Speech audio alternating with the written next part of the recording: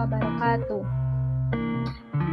Perkenalkan, nama saya Mutia Kasadila dengan NIM 22129181. Saya berasal dari Departemen Pendidikan Guru Sekolah Dasar. Baiklah, kali ini saya akan menjelaskan materi tentang paragraf guna untuk memenuhi ujian tengah semester mata kuliah Bahasa Indonesia dengan dosen pengampu Ibu Dr. Siti Ainim Liusti MPhum. Baiklah, tanpa berlama-lama, langsung saja saya akan masuk kepada materinya, yaitu tentang paragraf.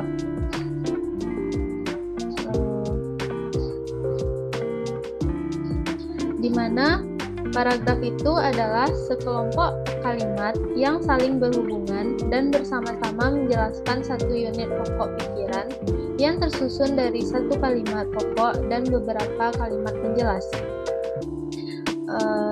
Di mana ciri-ciri paragraf tersebut yaitu yang pertama, kalimat awalnya terletak agak ke dalam, kalimat ketukan spasi untuk jenis karangan yang biasa. Yang kedua, paragraf memakai pikiran utama yang dinyatakan dalam kalimat topik. Yang ketiga, setiap paragraf memakai sebuah kalimat topik dan juga selebihnya merupakan kalimat pengembang yang mempunyai fungsi menjelaskan, menguraikan, ataupun menerangkan pikiran utama yang terdapat dalam kalimat topik. Dan yang terakhir adalah paragraf memakai pikiran penjelas yang dinyatakan dalam kalimat penjelas. Kalimat tersebut berisi mengenai detail-detail kalimat topik. Selanjutnya yaitu fungsi dari paragraf. Fungsi paragraf terbagi menjadi 6, yaitu yang pertama, untuk mengekspresikan gagasan utama yang ingin disampaikan oleh penulis. Yang kedua, untuk menjelaskan keseluruhan ide pokok dengan mudah, logis, dan sistematis. Yang ketiga, untuk menandai pergantian gagasan baru jika karangan tersebut memiliki lebih dari satu gagasan utama. Yang keempat, untuk membantu pembaca memahami gagasan utama sebuah karangan. Yang kelima, untuk memudahkan pengendalian variabel jika karangan berisi lebih dari satu variabel. Yang keenam, untuk membantu penulis menyusun dan mengembangkan ide yang akan dituangkan dalam karangannya, yang berhubungan dengan topik yang akan dibahas. Selanjutnya yaitu ada unsur-unsur dari paragraf. Unsur-unsur dari paragraf ini ada 4, yaitu yang pertama, topik atau gagasan utama. Yang kedua, kalimat penjelas. Yang ketiga, kalimat utama. Dan yang keempat, konjungsi. Berikut adalah contoh dari pembagian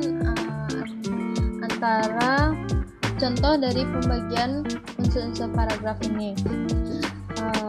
Contohnya yaitu terdapat beberapa hal yang menyebabkan macet di Jakarta. Pertama adalah transportasi yang banyak tidak sesuai dengan kapasitas jalan. Yang kedua, minimnya kedisiplinan para pengguna jalan. Yang ketiga, terdapat beberapa lokasi yang menyebabkan kepadatan lalu lintas, misalnya palang kereta api, pusat perbelanjaan, pedagang kaki lima, halte, pasar, dan lain-lain. Keempat, kurangnya ketegasan dari pihak berwajib saat menghadapi para pengguna jalan. Nah, dari contoh tersebut dapat kita simpulkan bahwa ide pokok dari contoh tersebut yaitu penyebab kemacetan di Jakarta, yang merupakan kalimat penjelas, yaitu ditemukan 4 kalimat penjelas, yakni kalimat yang menyebabkan apa saja faktor penyebab kemacetan di Jakarta.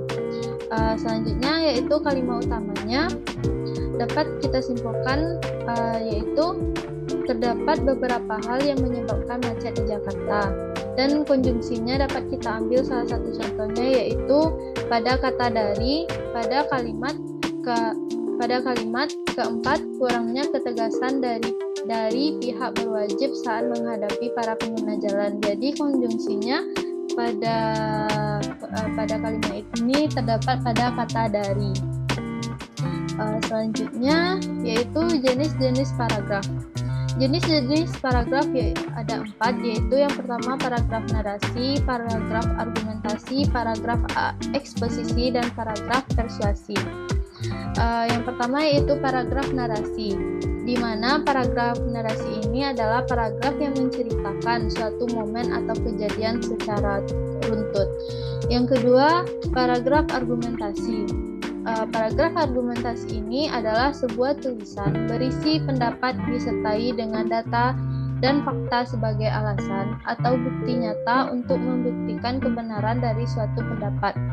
Yang ketiga yaitu paragraf eksposisi, di mana paragraf eksposisi ini yaitu paragraf yang bertujuan untuk menginformasikan sesuatu sehingga memperluas pengetahuan pembaca.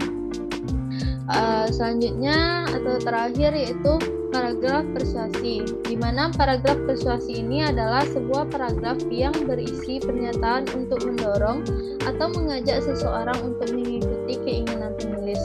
Berikut adalah contoh-contoh dari jenis-jenis paragraf tadi. Yang pertama yaitu paragraf narasi. Contohnya, tepat ketika tanggal 10 Maret, sekolahku libur selama 9 hari dan akan berakhir pada tanggal 18 Maret. Aku dan seluruh keluargaku tidak akan menyia-nyiakan waktu ini untuk mengadakan liburan keluarga. Ketika itu, aku memilih berlibur ke pantai Parangtritis. Pagi-pagi aku telah berbenah dan menyiapkan semua perbekalan yang nantinya diperlukan. Sepanjang perjalanan, aku iringi dengan nyanyian lagu riang. Betapa senangnya aku ketika sampai di pantai tersebut. Nah, dari contoh paragraf narasi ini dapat kita simpulkan bahwa paragraf narasi itu adalah menerangkan tentang kejadian yang runtut begitu. Selanjutnya yaitu contoh dari paragraf argumentasi. Contohnya, pantai Parangtritis memang memiliki keindahan eksotis yang membuat wisatawan ramai berkunjung, tetapi juga sering menelan korban. Yang disayangkan, sebagian masyarakat Indonesia masih saja menganggap peristiwa tersebut berkaitan dengan hal-hal mistis, yakni dikarenakan Ratu Pantai Selatan meminta tumbal. Padahal, ada penjelas ilmiah di balik musibah tersebut. Para praktisi ilmu kebumian menegaskan bahwa penyebab utama hilangnya sejumlah wisatawan di pantai Parangtritis, Bantul, adalah akibat terseretnya rip current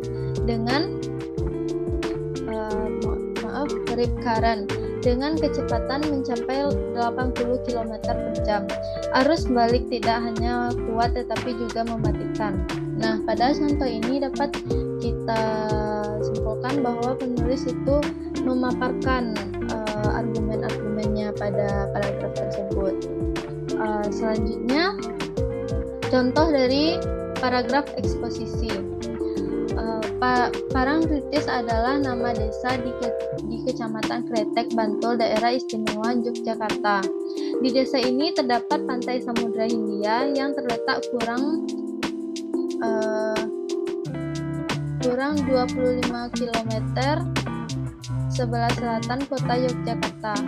Parangtritis merupakan objek wisata yang cukup terkenal di Yogyakarta selain objek pantai lainnya seperti Samas, Baron, Kukup, Krakal, dan Glagah. Parangtritis mempunyai keunikan pemandangan yang tidak terdapat pada objek wisata lainnya, yaitu selain ombak yang besar, juga adanya gunung-gunung pasir yang tinggi di sekitar pantai. Gunung pasir tersebut biasanya disebut gumuk. Nah, pada contoh paragraf eksposisi tadi dapat kita simpulkan bahwa penulis itu memaparkan tentang fakta-fakta begitu. Selanjutnya yaitu contoh paragraf persuasi. Contohnya, Ali Susanto Komandan SAR Pantai Parangtritis menyatakan bahwa di sepanjang Pantai Parangtritis banyak terdapat palung atau pusaran air yang tempatnya selalu berpindah-pindah dan sulit diprediksi. Kondisi inilah yang sering banyak menimbulkan korban mati tenggelam. Oleh karena itu, selayaknya warga masyarakat tidak lagi percaya akan hal-hal gaib dan bisa mengedepankan penalaran logika atau akal sehat. Pemerintah daerah pun sebaiknya memberikan pemahaman yang benar mengenai penyebab bencana laut kepada warga di sekitar pantai. Informasi tersebut dapat diteruskan kepada wisatawan guna meningkatkan kewaspadaan mereka. Nah, dari contoh paragraf persuasi ini dapat kita simpulkan bahwa penulis itu mengajak atau mempersuasikan kepada pembaca untuk dapat melakukan apa yang penulis inginkan begitu. Nah, selanjutnya itu ada jenis-jenis paragraf berdasarkan letak kalimat utamanya. Jenis paragraf berdasarkan letak kalimat utamanya terdapat 3, yaitu paragraf deduktif, paragraf induktif, dan paragraf campuran. Di mana paragraf deduktif ini adalah jenis paragraf yang kalimat utamanya terletak pada awal paragraf. Paragraf induktif adalah jenis paragraf yang kalimat utamanya terletak di akhir paragraf, sedangkan paragraf campuran adalah perpaduan antara deduktif dan induktif. Kalimat utama pada paragraf campuran berada pada awal paragraf dan diulang kembali pada akhir paragraf. Berikut adalah contoh dari jenis-jenis paragraf berdasarkan letak kalimat utamanya. Contoh dari paragraf deduktif. Kecanggihan teknologi membuat setiap aktivitas jadi lebih mudah, mulai dari menyelesaikan beragam pekerjaan, bertemu klien, dan mendapatkan kesepakatan bisnis. Selain itu, memberikan fasilitas tertentu seperti layanan musik, video, dan berbagai gambar. Nah, dari contoh paragraf deduktif ini dapat kita simpulkan bahwa kalimat utamanya terdapat pada kecanggihan teknologi membuat setiap aktivitas jadi lebih mudah, di mana kalimat utamanya terdapat pada kalimat pertama pada paragraf ini. Nah, selanjutnya contoh paragraf induktif. Siswa sekolah dasar negeri Parung mengalami keracunan massal. Anak-anak mengaku merasa pusing dan mengalami muntah. Menurut pernyataan dokter setempat, keracunan terjadi akibat makanan yang dikonsumsi sudah basi sehingga tidak layak dikonsumsi. Nah, dari paragraf tersebut dapat kita simpulkan bahwa kalimat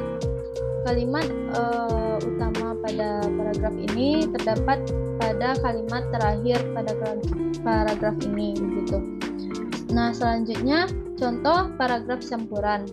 Contohnya yaitu pendidikan yang tepat bagi anak-anak adalah pendidikan berkarakter, supaya anak menjadi pribadi berbudi. Kerjasama yang baik antara guru dan orang tua akan mendukung terbentuknya karakter baik anak. Dengan demikian, pendidikan berkarakter baik untuk masa depan anak di Indonesia. Nah, pada paragraf campuran ini pada contoh ini dapat kita simpulkan bahwa kalimat utamanya terdapat pada awal paragraf dan diulang kembali di akhir paragraf. Selanjutnya yaitu bentuk-bentuk paragraf yang baik. Yang pertama itu ada kesatuan. Suatu paragraf harus dibangun dengan sebuah ide atau topik yang jelas. Ide yang muncul ketika kamu ingin menulis sesuatu akan lebih mantap jika diuraikan dari kalimat utama kemudian ke kalimat penjelas sehingga membentuk suatu kesatuan. Yang kedua yaitu kepaduan atau koherensi. Kepaduan artinya kekompakan dalam paragraf. Kalimat satu ke kalimat berikutnya harus logis dan mendukung kalimat sebelumnya. Yang ketiga yaitu kelengkapan. Ketika unsur paragraf dalam tulisanmu ada yang hilang, maka tulisan kamu bisa dibilang belum lengkap. Baiklah, sekian materi yang dapat saya jelaskan. Jika ada kesalahan, saya mohon maaf. Saya akhiri dengan Assalamualaikum warahmatullahi wabarakatuh.